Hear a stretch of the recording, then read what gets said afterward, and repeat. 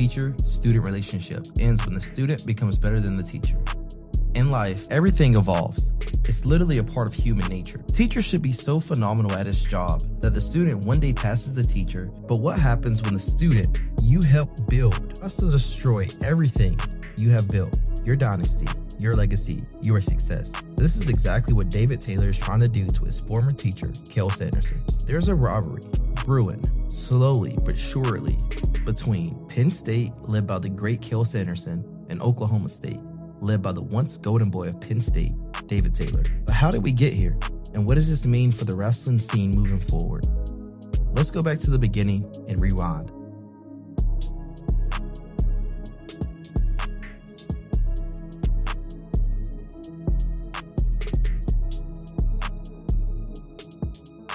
David Taylor is probably one of the best wrestlers in USA history. He's done everything there is to do in the sport of wrestling. He's won NCAA titles. He's won world titles. David Taylor has also reached the peak of wrestling, winning an Olympic gold medal in the 2021 Olympics. And the start for David Taylor was pretty much the same. He was ranked number 1 in high school. Let's go back a little bit farther, to the beginning. Born in the state of Nevada, Taylor and his family would make the move to Wyoming. But this wasn't a regular move for him and his family. It was a well-calculated decision from the Taylor family. It was all to be closer to the state of Utah, so he could train under Cael Sanderson and his father. It's been well documented that David Taylor's reason of wrestling the way he wrestles is because of Cael Sanderson, and everything he pretty much done in the sport was inspired by Cael Sanderson. Every move, every ankle pick was because he wanted to be like Cael. And this method of approach worked really well for David Taylor. In high school, he went 180-2. He won 4 state titles. David Taylor was wanted by every college coach in the Division I landscape. But he had one place on his mind, and that place was Iowa State, because that's exactly where Cael Sanderson was coaching. After signing with Iowa State, Cael Sanderson would then take a job to, you guessed it, Penn State. And David Taylor would soon after follow, never stepping foot on the Iowa State campus. This would be the start of the Penn State dynasty that is well documented today. At Penn State, David Taylor would set out to do exactly what Cael Sanderson did at Iowa State, and that's win 4 NCAA national championships. But David Taylor wouldn't win his first NCAA title until his sophomore year. His freshman season, he would go undefeated all the way into the NCAA finals, losing to former teammate Bubba Jenkins. He took my dream, he took my school, he took my home, and I'm about to go take his championship. And 7 minutes. 7 minutes. That's literally in my head. Huge setback because Bubba was a former teammate of David Taylor.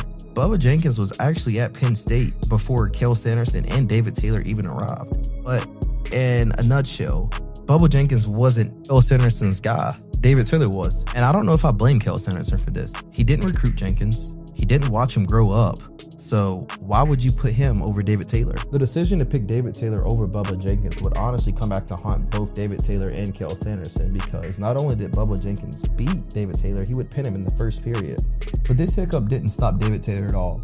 He would actually go on to have a great career at Penn State, all with Cael Sanderson by his side. This magic wouldn't stop for the Magic Man here. He would also become Penn State's first ever senior world champion. Senior world champion.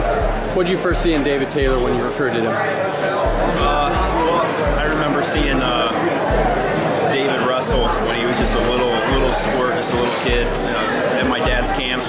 From winning NCAA titles to winning world titles, then finally breaking through to win the Olympic gold medal in 2021, Penn State had its golden boy, who has won on every level. He didn't switch sides, he didn't switch RTCs in this scenario. Taylor would actually go on to start a wrestling club in PA called the M2 Training Center, and it would become a direct pipeline for Penn State, having wrestlers like Levi Haynes and Tyler Kasak, who would go on to be stars for Penn State, one winning a national title and one becoming a multi-time All-American. Everything was perfect until it wasn't.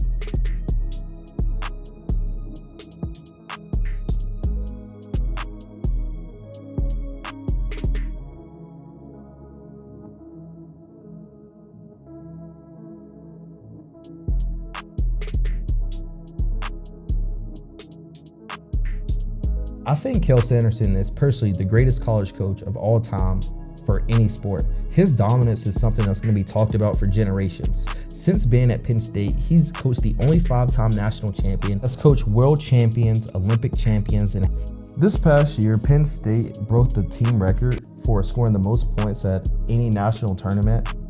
And it's crazy to say, but I think Penn State's just getting started. Along with having the best college team, they also have the best RTC, but this is more of Casey Cunningham, but Cael Sanderson's still around and is a really hands-on type of guy. Top wrestlers like Cal Date, Cal Snyder, and Thomas Gilman have all left their college program RTC. They've all made the switch over to the Penn State RTC, and they've been seeing nothing but success since making the switch over. Through all the success that Cael has seen and had, David Taylor has been there from the start. He believed in Sanderson's vision, and it came to reality.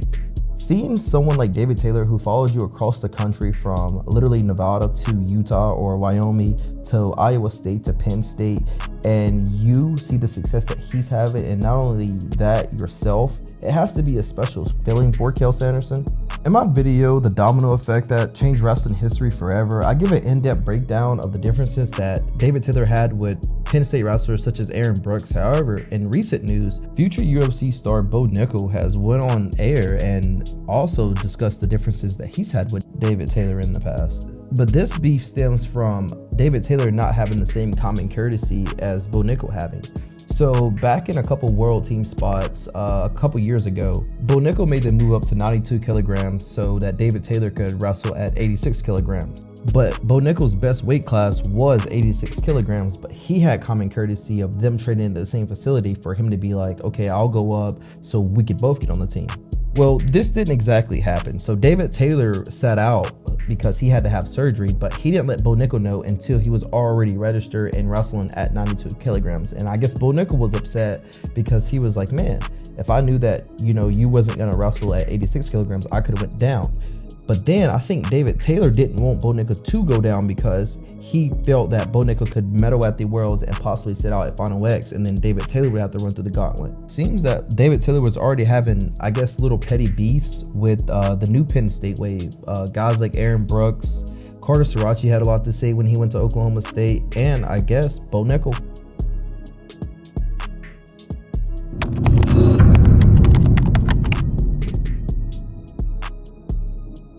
On May 7th, 2025, the wrestling world was shocked to see that David Taylor was now the new head coach at Oklahoma State. No one saw this coming, especially Cael Sanderson. Knowing the sleeping giant that Oklahoma State is, I'm sure he wasn't happy to hear the news from David Taylor himself.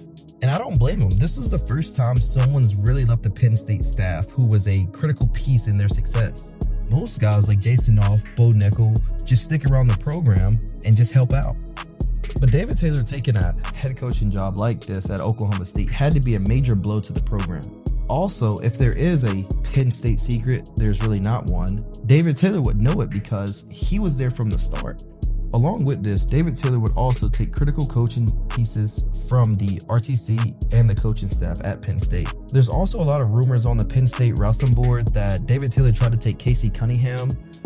If he did, that is actually crazy, and he is super cutthroat. But in his first year at Oklahoma State, David Taylor got right to work.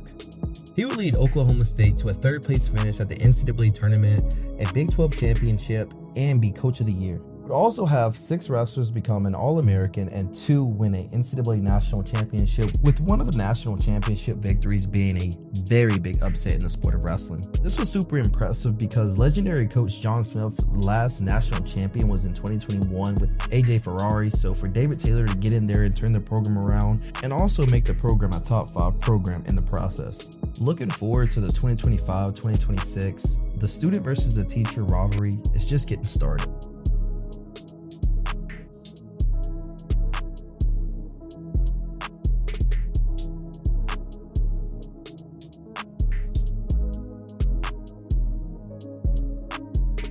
For this upcoming wrestling season, Penn State's returning a lot of firepower, while the Cowboys may be taking a slight step back. But don't let this fool you into not thinking that Oklahoma State isn't the second best NCAA team right now. Let's look at results from the freestyle season for both Penn State and Oklahoma State. As you can see, both teams are first and second in the standings for senior level and U20. Recruiting is the lifeline of any college sports teams, and these two programs have been on fire recruiting-wise. Both teams would sign massive recruits for the class of 2025, with Penn State signing the number 1 and 2 pound-for-pound wrestler PJ Duke and Marcus Blaze, and the Cowboys would sign the number 3, 5, and 7 pound-for-pound wrestlers. This man, David Taylor, is so cutthroat. He had Yanni Diakomahalis crying about him stealing Sergio Vega on Twitter. And for the class of 2026, both programs are not slowing down whatsoever. The Cowboys have signed Jack Forrest, Deshaun Ross, the Rainey brothers, and for Penn State, they have Sam Herring and Jaden James, with both of those wrestlers being phenomenal in their own right. In the future, I would love to see a Penn State versus Oklahoma State duel. A home and home would be crazy. Hell, I would even take an RTC duel at this point. Penn State has been on top of the wrestling world for a decade plus now, but what happens when someone who helped build this dynasty wants to dethrone you and everything you built? Penn State versus Oklahoma State is something that will help the art of wrestling grow, and I'm all here for it.